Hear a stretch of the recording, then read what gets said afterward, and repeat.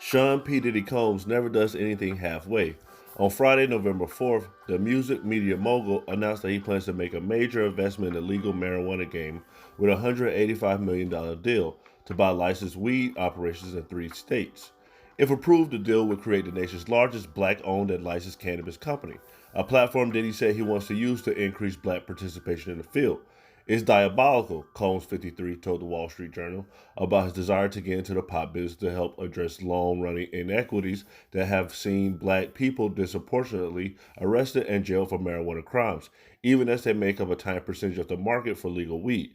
How you lock up communities of people, break down their family structure, their futures, and then legalize it, and make sure that those same people don't get a chance to benefit or resurrect their lives from it. The journal noted that in a quarter of a century since California first legalized medical marijuana, cannabis has grown to a $27 billion legal business in the U.S. Even as many black entrepreneurs looking to get into the mix have said they face obstacles in finding funding, capital, and banking services.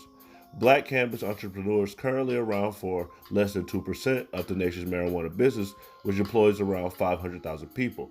2%, then he said? All the years, all the pain, all the incarceration, to me, it was important to do a big deal like this. Diddy will dive in purchasing the cannabis operations of Cresco Labs Incorporated, valued at $1 billion, and Cumberland Care Incorporated, valued at $500 million.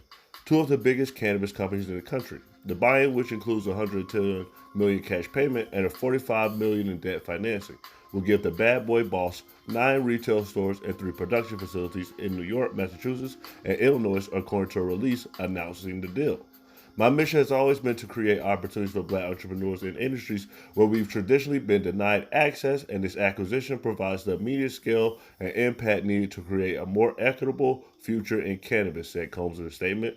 Owning the entire process from growing and manufacturing to marketing, retail, and wholesale distribution is a historic win for the culture that will allow us to empower diverse leaders throughout the ecosystem and be bold advocates for inclusion.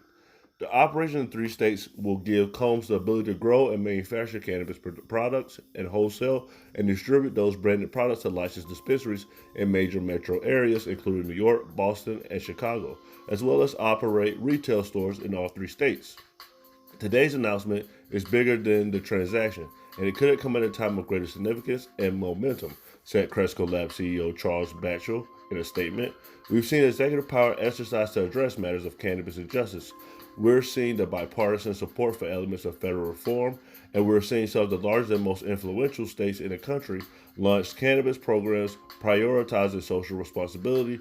This announcement adds to the momentum. Batchel noted that the transaction is a major step towards closing the company's previously announced acquisition of Cumberland Care, and they push for greater diversity of leadership and perspective in the market. The substantial presence of a minority-owned operator in some of the most influential markets in the country, being led by one of the most prolific and impactful entrepreneurs of our time, is momentous and incredibly exciting. We're thrilled to welcome Sean and his team to the industry, he said. Columbia CEO Nicholas Vita added that these assets over the Combs team's significant market presence enables them to be most impact. Subscribe to our YouTube to receive a free CBD ebook.